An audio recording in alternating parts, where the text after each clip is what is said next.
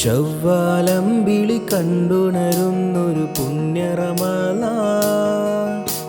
പാപക്കറകൾ നീക്കാനായി നാഥൻ നൽകിയ ഷഹറാ. ഒത്തൊരുമിച്ച് 30 നോമ്പും നന്മയിൽ ചേർത്തിടാം. ഒത്തിരി നേരം നാഥനു മുൻപിൽ കൈകൾ നീട്ടിടാം. അക്കുടയവനെ തുണയേകിടണേ, ഹൃദയത്തിൽ കര നീക്കിടണേ. പത്തരമാറ്റ് നിറഞ്ഞൊരു ദിനമിൽ നിന്റെ പുണ്യമേകിടണേ.